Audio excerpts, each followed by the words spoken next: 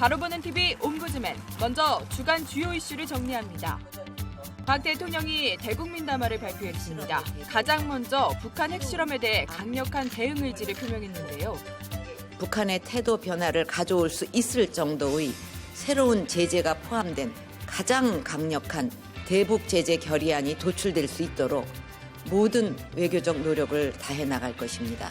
박 대통령은 이어 우리 경제의 불씨를 살릴 수 있는 골든타임이 얼마 안 남았다며 경제 활성화법 처리를 거듭 촉구했습니다. 또 일본군 위안부 문제 타결과 관련해서는 미흡하다는 지적이 있을 수 있지만 최선을 다했다며 대승적 이해를 당부했습니다. 북한 4차 핵실험을 계기로 고고도 미사일 방어체계, 사드의 한반도 배치론이 다시 고조되고 있습니다. 박 대통령은 대국민 담화에서 사드 배치를 검토하겠다고 밝혔는데요. 주한미군의 사드 배치 문제는 이 북한의 핵 또 미사일 위협 이런 것을 우리가 감안해 가면서 우리의 안보와 국익에 따라서 검토해 나갈 것입니다. 미국 백악관 고위 관계자도 사드와 관련해 핵 억지와 미군 보호 측면에서 역할이 있을 것이라고 말하는 등 북한의 핵과 미사일을 요격하는 전략 자산으로 사드가 다시 부각되는 분위기입니다. 하지만 중국이 박 대통령의 사드 배치 발언에 대해서 즉각 신중한 처리를 언급하는 등 민감하게 반응한다는 점이 한미 간 사드 논의의 걸림돌로 꼽힙니다. 관광객과 일반인 등 이른바 소프트 타깃을 겨냥한 IS의 테러가 아시아에서도 처음으로 발생했습니다. 인도네시아 수도 자카르타 시내 커피숍에서 IS의 자살 폭탄 테러로 용의자 등 7명이 숨지고 20여 명이 다친 건데요. Masalah kan, kita hanya lihat mereka ada situ mereka bawa pakai ransel belakang ada 2 orang pakai ransel warna putih dan itu mereka yang melempar bom di situ. 이틀 전에는 터키 이스탄불의 대표적 관광지인 술탄 아흐메트 광장에서 자살폭탄 테러로 외국인 관광객 등 10여 명이 숨지는 등 새해부터 지구촌 곳곳에 테러 공포가 확산하고 있습니다.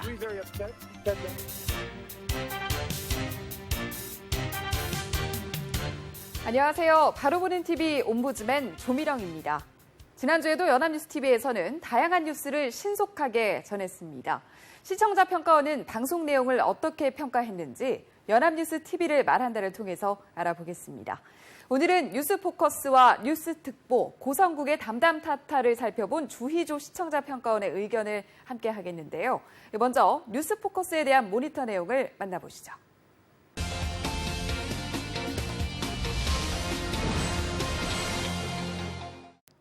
오늘은 먼저 뉴스포커스를 모니터한 내용을 중심으로 말씀드리겠습니다. 뉴스포커스는 평일 오전 종합뉴스로 뉴스 리포트 전달과 함께 전문 패널과 심층적인 분석과 토의를 진행하여 시청자들에게 폭넓은 시야를 가질 수 있도록 돕고 있습니다. 4일 방송에서는 김한길 의원의 더불어민주당 탈당과 여야의 정치 상황, 저가 항공의 안정성 문제를 패널과 함께 이야기하는 시간을 가졌습니다. 이어 진행된 김한길 탈당 다음 주자는 이란 분석에서는 김한길 의원의 더불어민주당 탈당과 야권의 새로운 인물 영입, 그리고 여당의 개파 간 신경전까지 주요 주제에 대해 분석을 진행했습니다. 김한길 의원의 탈당 배경과 정치적 포석 등에 대해 이야기했지만 막상 주승용 의원, 동교동계의 탈당 움직임 등 다른 중도 세력의 후속 탈당에 대해서는 분석이 이루어지지 않았습니다. 처음 토론하고자 했던 주제가 충분히 다뤄지지 않아 패널들 간의 답변 시간 조정 등 시간 배분에 집중할 필요가 있을 것 같습니다. 또 이날 방송에서는 지난 3일 필리핀 세부를 출발해 부산으로 오던 한 저가 항공사가 출입문을 꽉 닫지 않고 운항하다 결국 회항한 사건도 다뤘습니다. 이 사고로 일부 승객들은 통증을 호소하며 고통을 겪어야 했는데요. 저가 항공의 안전성 문제는 이번이 처음이 아닙니다.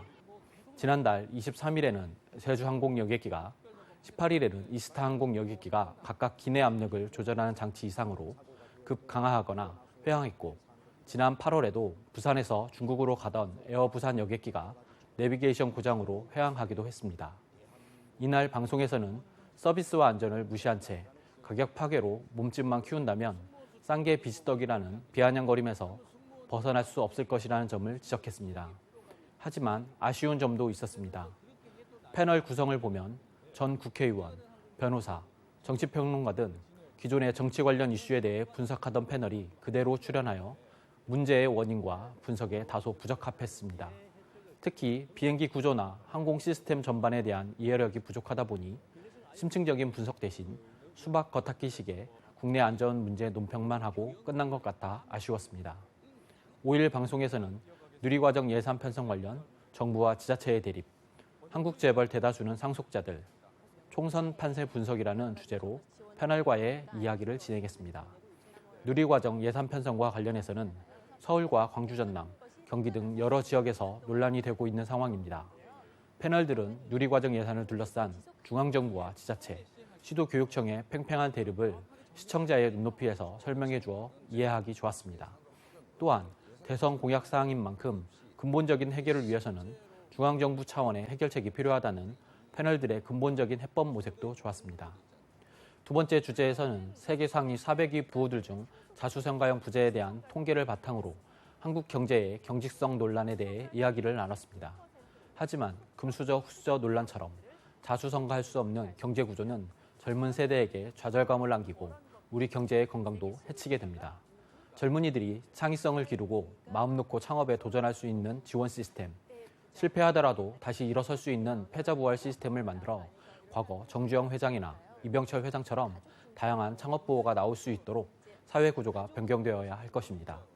패널들의 분석에서는 너무 개인적인 의견이 많아 공감하기 어려운 부분도 있었습니다.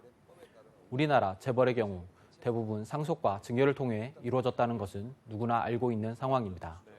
지난해 10월 월스트리트저널 기사를 보면 한국에서 1조 원 이상 부자들 중 84%가 부모에게서 재산을 받은 상속형 부자라는 보도가 이를 반증합니다. 이에 대해 한 패널은 자수성가형 부호가 없는 이유로 가족 중심, 유교주의, 돈에 대한 개념 등의 차이라고 주장을 했습니다. 그러나 한국과 비슷한 중국의 경우 자수성가형이 97%인 점을 보면 논리가 설득력이 떨어집니다. 세 번째 주제로는 오는 4월 치러지는 20대 총선의 판도를 예측하는 대담이 이어졌습니다. 안철수 의원의 신당과 문재인 대표의 더불어민주당의 상황, 그리고 친노 세력인 이목휘 의원의 비서관 월급 상납 논란 등에 대해 다뤘는데 패널의 경험을 바탕으로 한 정치권에 던지는 날카로운 메시지도 좋았습니다. 6일 방송에서는 장난 혼인신고로 이별 뒤 낭패를 본 사례를 통해 국내 혼인신고 제도의 문제점이나 보완해야 할 점은 없는지 각 패널들의 이야기를 들어보는 시간을 가졌습니다. 매년 혼인 무효화 소송이 300건 이상 발생하는 만큼 현 제도의 문제점이나 보완점이 없는지 검토가 필요한 것이 사실입니다. 한 패널의 이야기처럼 혼인신고 신청 후 쌍방에 문자를 보내고 이의신청 기간을 주는 의견은 참신하고 정착에 반영할 수 있는 좋은 아이디어였던 것 같습니다. 다만 이번 주제는 다양한 전문가의 토론이 없이 5분여 만에 대담이 서둘러 종료되어 아쉬웠습니다. 두 번째 주제는 특전사 포로 체험 중 사망한 사건과 관련해 감독 장교 2명에게 군사법원에서 무죄를 선고한 내용에 대해 토의를 진행했습니다. 일반적인 민심과 다른 군사법원의 판결을 두고 패널들의 판결 관련 주장을 들을 수 있어 판단에 도움이 되었을 것입니다. 그리고 군사법원의 제19 감싸기 논란부터 군 내부 문제를 판결하는 군사법원의 필요성까지 다양한 접근이 보여 좋았습니다. 다만 각 패널들 간의 시각적인 안배가 좀 더 있었으면 좋겠습니다. 뉴스포커스를 살펴본 주희조 시청자 평가원의 의견을 함께 하셨는데요. 뉴스특보와 고성국의 담담 타타는 어떤 평가를 받았는지 함께 만나보시죠.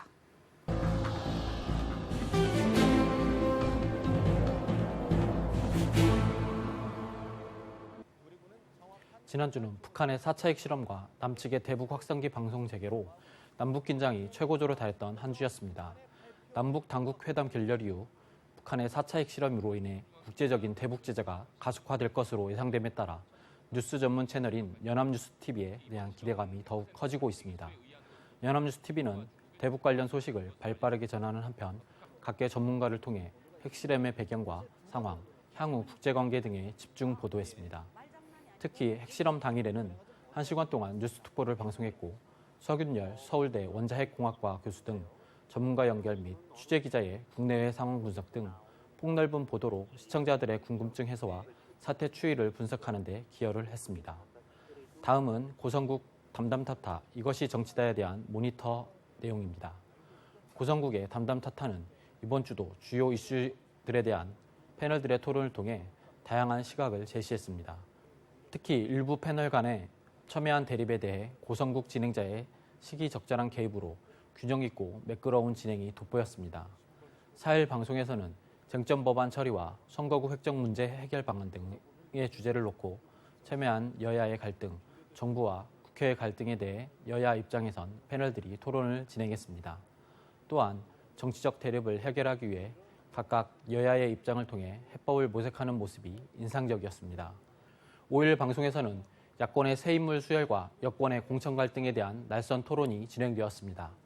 자객공천, 표적공천이라는 말이 나올 정도로 날선 공방을 벌이는 신당과 더불어민주당의 인물 영입 경쟁에 대한 분석과 향후 야권의 통합 가능성 등을 통해 총선 결과까지 예측하여 유익했습니다. 6일 방송에서는 북한 4차 핵실험과 연계하여 수소폭탄 주장 사실 여부, 기존 핵실험과의 차이점, 무랑봉 악단 공연 취소와 북중 관계 악화, 국제사회 제재 문제 등에 대해 폭넓은 토론이 이루어졌습니다. 특히 중국 인민사회연구소 서상민 연구교수가 출연하여 중국 현지의 반응과 입장에 대해 중국 전문가의 시각에서 분석해줘 심층적인 보도가 이루어졌습니다. 8일 방송에서는 패널들이 사자성어를 통해 선거구 공백 강교화 문제를 비롯한 정치 상황을 분석하고 국민들의 입장을 전달하였습니다. 그리고 국회 선진화법 직권상정, 여당의 공천룰 일부 합의에 대해 점수평가와 촌철살인 키워드 코너 등을 통해 패널들의 입장이 명확하게 제시되어 이해하기 좋았습니다. 마지막으로 미니 다큐 오늘에 대한 모니터링 내용에 대해 말씀드리겠습니다. 9일 방송에서는 몸매를 뽐내기 위함이 아니라 구조대원으로서 틈틈이 체력 단련을 하고 이를 통해 달력 모델까지 나선 구로소방서 구급 담당 이유근 대원의 이야기를 전했습니다. 특히 이유근 대원은 서울시 몸짱 소방관 선발대회에 입상한 이후 화상을 입은 어린이들의 치료비를 마련하기 위해 달력 모델이 되었던 주인공이었는데요. 하루에도 수십 번의 긴급 출동을 하는 와중에도 틈틈이 몸 단련을 해온 주인공의 사연은 한겨울 추위를 녹이는 따뜻한 소식이었습니다. 그동안 미니 다큐 오늘은 세상에 크게 주목받지 못했지만 우리 주변에서 비시되고 있는 다양한 시민들을 만나 감동을 전해주었습니다. 올해에도 좋은 소식으로 오늘을 살아가는 시청자들이 힘과 용기를 얻을 수 있도록 가슴 따뜻한 소식을 전해주시길 부탁드립니다. 지금까지 연합뉴스TV의 프로그램 중 뉴스특보와 고성국의 담담 타타, 미니 다큐 오늘을 중심으로 살펴본 내용을 말씀드렸습니다.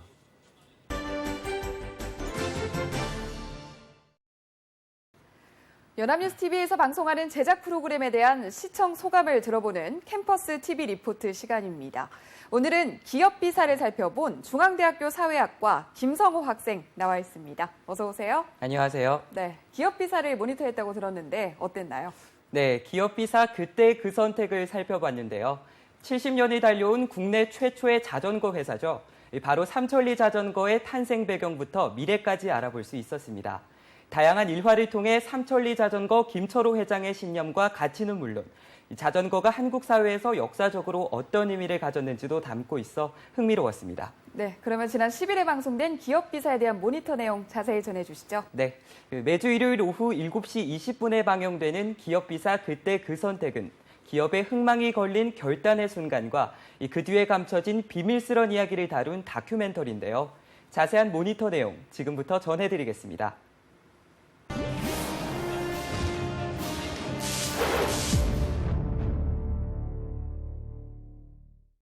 지난 1월 10일에 방영된 기업 비사 그때 그 선택은 70년의 역사를 자랑하는 삼천리 자전거 편으로 우리나라 자전거의 역사와 그 중심에 있는 삼천리 자전거와 김철호 회장에 관한 내용이었습니다. 오드리 헵번이 자전거를 타는 사진을 보여주면서 시작한 도입부는 이 프로그램의 궁금증을 자아냈는데요. 이어진 인터뷰에서 개그맨 양원경 씨가 이 자전거에 얽힌 어린 시절의 추억을 회상하는 장면이 나오면서 시청자들의 공감을 불러일으켰습니다. 야, 자전거 처음 받는 날 잠이 안 오더라니까. 내일 그걸 타고 빨리 가야 되니까 친구들한테 자랑해야 되고. 그리고 그 뒤에 뒷좌석에 이제 제가 좋아했던 여학생 학교할 때 말이야. 야타 최고였지. 자전거를 수많은 사연, 생계수단, 저마다의 3등의 단어로 표현하면서 자전거가 불러일으키는 추억의 이미지를 전달했습니다. 자전거는 이미 우리에게 친숙하지만 그 유래에 대해서는 사실 잘 몰랐는데요. 자전거가 처음으로 국내에 도입된 배경과 과정을 자료사진과 함께 설명해줘 흥미로웠습니다. 또 한국자전거단체협의회장의 인터뷰 장면은 자전거 관련 설명에 대한 신뢰도를 높였습니다. 이어서 20세기 전반의 주요 교통수단이었던 전차에서 자전거가 각광받기까지 운송수단의 역사적인 발전을 구체적으로 설명했는데요. 여객과 화물 운수를 설명할 때 등장한 한진그룹과 금호아시아나그룹의 내용은 삼천리 자전거와 관련된 내용에서 다소 동떨어진 느낌을 받았습니다. 또 김철호 회장의 이야기를 시작하면서 함께 소개된 다른 기업 창업주들의 내용은 삼천리 자전거란 전체 흐름을 이어가는데 조금 방해가 됐습니다.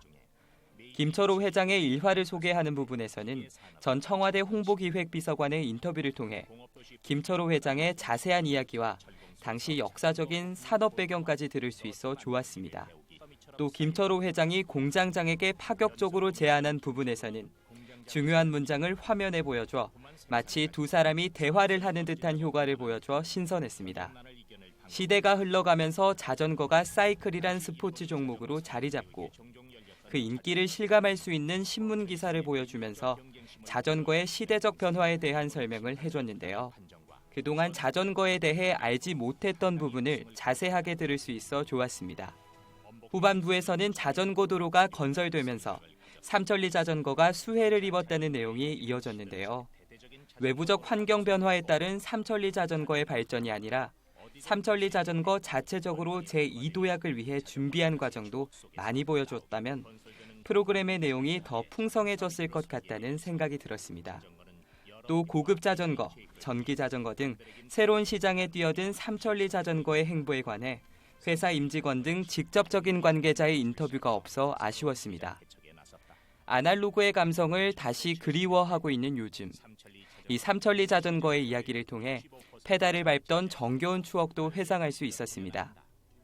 마지막으로는 영화 시네마 천국, 두 주인공의 우정을 통해 자전거가 주는 두 바퀴의 선물을 보여줬는데요. 자전거가 우리에게 남겨주는 훈훈하고 따뜻한 의미가 마음에 와닿았습니다.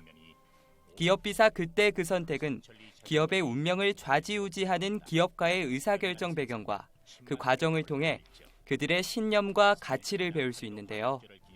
기업가들의 더욱 다양해진 에피소드를 통해 과연 시청자들에게 어떤 유익한 내용을 전해줄지 기대가 됩니다. 지금까지 캠퍼스 TV 리포트였습니다.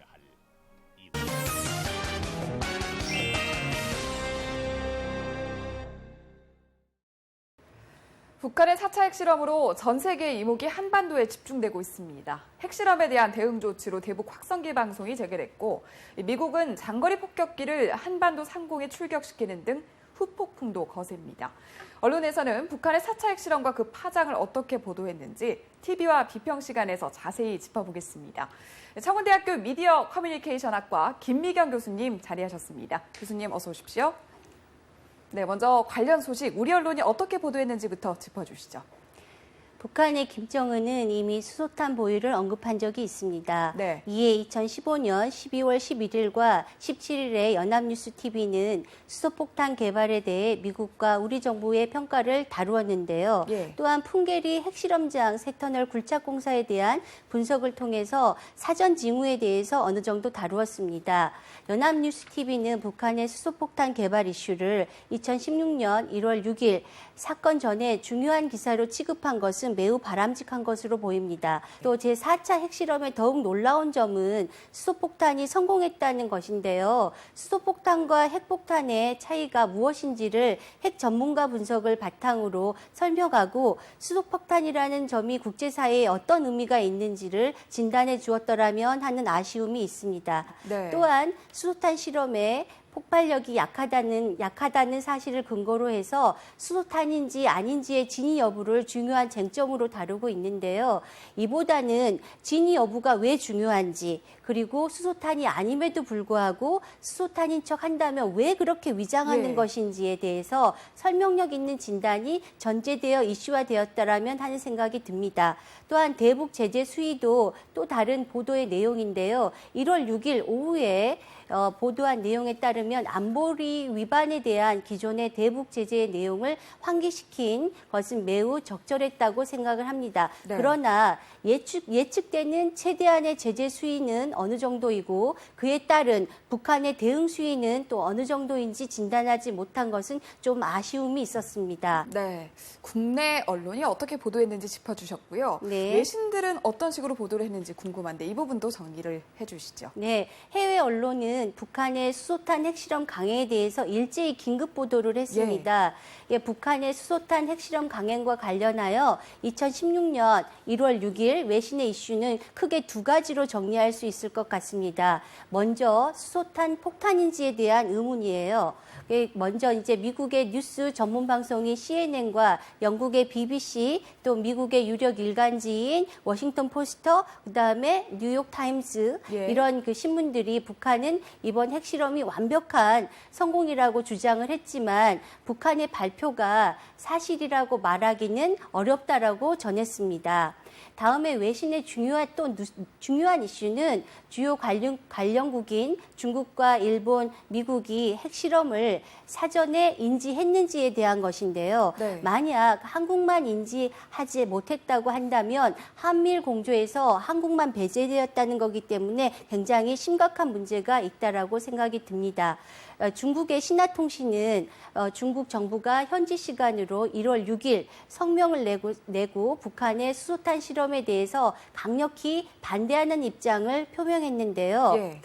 보도에 따르면 화춘인 중국 외교부 대변인은 중국 정부는 북한이 수소탄 실험에 성공했다고 선언하기 전까지 북한의 수소탄 실험에 대해 아무것도 몰랐다라고 그렇게 밝혔습니다. 또한 미국의 MBC 방송은 북한이 4차 핵실험을 감행하기 2주 전부터 미국은 북한의 핵실험 준비 사실을 알고 있었다고 미국 고위 관계자의 말을 인용해서 현지 시간 1월 6일 보도했습니다. 그래서 MBC 보도에 따르면 이 관계자는 미국이 핵실험 준비 사실을 인지하고 핵실험장 인근에서 기준치가 될 공기 시료를 채취하기 위해 무인기를 띄웠다고 설명을 했습니다. 무인기가 채취한 시료를 분석하면 무슨 일이 벌어졌는지 알 수 있을 거라며, 다만 지금까지 북한의 수소탄 실험 주장에 회의적인 시각이 많다고 전문가의 분석을 인용해서 MBC는 보도했습니다. 네, 그리고 교수님, 북한의 4차 핵실험 이후에 우리 정부나 국제사회의 대응 방식을 두고도 조금 비판적인 시각으로 접근할 필요가 있을 텐데요. 너무 언론들이 조금 중계 보도하는 형식에 그치고 있다, 이런 지적들이 있거든요. 교수님 생각은 어떠세요? 북한의 제4차 핵실험에 대한 보복으로 8.25 조치로 중단된 대북 확성기 방송을 4개월 만에 재개했는데요. 대북 확성기 방송은 대북 심리전에 유익하고 또 북한군의 사기를 심각하게 떨어뜨려서 나아가 이 북한의 체제를 흔들 수 있다라고 간주한다라고 군 정부는 판단하는 것 같습니다. 그래서 언론은 군 정보당국의 판단에 따른 대응 조치를 비판적 검토와 성찰 없이 대북 확성기 방송의 심리적인 효과가 크다거나 또는 북한의 핵실험에 대한 대응에 새누리당이 초강경 대응 주문을 했다는 식으로 보도하고 있는데 사실 이거는 더 데시벨을 높이라는 의미밖에 이해하지 못할 것 같습니다. 또 북한의 아킬레스건이 대북 확성기 방송이기 때문에 반발이 예상된다는 보도는요, 반발을 바라고 있는 듯한 그러한 인상을 지울 수 없게 합니다. 또한 대북 확성기 방송이 군사적으로 새로운 긴장감을 발생시킬 수 있고 그 피해는 우리가 받는데도 불구하고 우리도 힘이 있다라는 식의 그러한 사실을 강조하는 듯한 보도는 지양되어야 할 것으로 생각이 듭니다. 이것은 컴퓨터 게임 상황이 아니지 않습니까? 그래서 이거는 힘의 대립 상황이 아닌 인류 공통의 생존과 관련된 것입니다. 따라서 언론은 더욱 신중하게 문제에 접근하고 그리고 보도하는 태도를 취해야 할 것으로 보입니다. 또한 북한이 대북 확성기 방송으로 핵을 포기할 것 같으면 국제적인 제재 조치까지 견디며 핵무기를 개발하지 않았을 것입니다. 차라리 국제사회의 강력한 제재 조치가 제대로 작동될 수 있도록 우리 정부가 한미일 공조를 단단히 하기 위해서 외교적으로 어떠한 노력을 해야 하는지에 대해 연구하는 언론이 되어야 할 것입니다. 또 더 강력한 유엔의 제재가 논의되겠지만 네. 중국의 실질적인 동참 없이는 효과가 없을 것입니다. 그래서 중국을 우리 편으로 만드는 방법을 더욱더 논의하고 또 중국과의 물밑 접촉을 통해서 실질적인 제재를 어떻게 이룰 것인지 도움이 될 만한 전문가 패널과 또 그들의 의견을 수렴해 주는 것도 언론의 중요한 역할이라고 생각을 합니다. 네, 앞서 지적해 주신 이런 아쉬운 부분을 바탕으로 앞으로 관련 소식을 우리 언론이 전할 때 어떻게 하면 좋을지 짚어주시죠. 북한의 핵은 한반도와 세계에 매우 위협적이라고 할 수 있습니다. 네. 수소폭탄이 아니더라도 핵폭탄 몇 개만으로도 한반도는 물론이고 인류 문명도 파괴할 수 있습니다. 북한의 핵이 현실적으로 코앞에 있는 상황에서 아무리 악마라고 욕해봐도 소용이 없을 것 같습니다. 언론은 최소한 북한의 핵이 어느 단계에 와 있는지를 알려주고 또 우리 정부가 북한의 핵 보유에 대해 단독으로 할 수 있는 게 없다라고 한다면 어떻게 국제 공조를 더 강력하게 할 것인지에 대해서 논의하고 또 방법을 찾는 데 도움이 되도록 해야 할 것입니다. 네. 또한 국민의 동의를 형성하는 데 공론장 역할을 해야 할 것으로 생각을 합니다. 언론은 앞으로 북한의 핵실험과 관련하여 먼저 시청자에게 신뢰와 함께 포괄적인 정보를 제공해야 할 것입니다. 또한 한반도 핵무기 긴장에 대해서 유연한 해결 방법을 모색하기 위해서 유엔 안보리의 제재 조치 결의안이 중요해지는데요. 네. 의장국이 어느 국가인가에 따라서 달라진다고 합니다. 그래서 유엔 안보리의 구조와 또는 최대 제재를 위한 타이밍에 대해서 자세히 보도해야 할 것입니다. 또한 언론은 단편적인 이벤트 중심이 아니라 포괄적인 정보를 제공해야 할 것입니다. 또한 또 언론은 북한의 제재에 동참하도록 어떻게 유인할 것인지에 대해서 방법론을 모색하고 정부가 제대로 대응하고 있는지를 감시해야 할 것으로 생각을 합니다. 네. 또 중국이 북한의 제재에 동참한다면 북한에 대한 압박의 효과가 있을 텐데요. 가령 북한의 무역 규모를 어떻게 줄일 것인가 또는 금융 거래를 어떻게 제한할 것인가 또 현금의 입출입 자체를 통제하고 석유 공급을 중단하는 등의 강력한 조치를 취해서 북한을 압박할 수 있도록 하는 방법이 무엇인지를 고민하는 것이 필요할 것 같습니다. 네. 또 시청자들이 핵무기와 관련한 한미일 공조와 러시아와 중국의 복잡한 역학관계를 잘 이해할 수 있도록 도와야 할 것으로 보입니다. 그러기 위해서는 노련한 전문가가 필요할 텐데요. 이들이 네. 좀 선동적이지 않고 이해 가능한 그러한 설명력을 담보할 수 있어야 될 것이고요. 전 세계 모든 국가가 핵무기를 보유하지 않는 것이 사실은 평화를 위한 해답이긴 하지만 네. 이것이 우리의 힘을 넘어서는 것이라고 한다면 우리 세대와 다음 세대의 안전을 고민해야 할 것입니다. 과연 우리가 시리아 난민처럼 되지 말라는 법은 없을 것 같습니다. 네, 관련 사안과 관련해서 우리가 좀 체계적인 접근을 해야 될 것 같습니다. 교수님 오늘 말씀 여기까지 듣겠습니다. 고맙습니다. 감사합니다.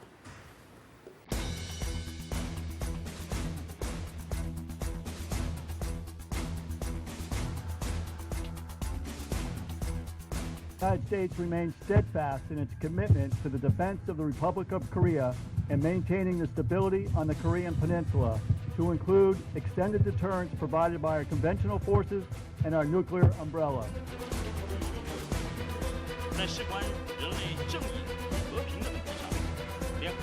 중국은 그동안 누차에 걸쳐 북핵 불용 의지를 공언해 왔습니다.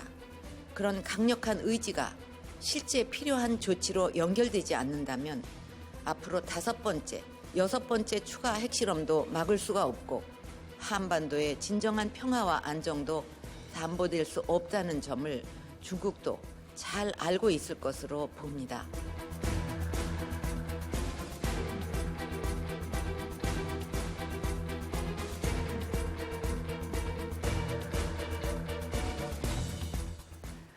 국제사회의 강력한 대북 제재 조치를 이끌어내기 위해서 우리 정부가 바쁘게 움직이고 있습니다. 이번에는 북한 도발의 악순환의 고리를 끊을 수 있는 의미 있는 성과가 나오기를 기대하겠습니다. 저희 제작진은 언제나 시청자 여러분의 다양하고 소중한 의견을 기다리고 있습니다. 방송을 보고 느낀 소감을 전화나 시청자 게시판 그리고 SNS를 통해서 보내주시기 바랍니다. 바로 보는 TV 옴부즈맨 오늘 방송은 여기까지입니다. 시청해주신 여러분 고맙습니다.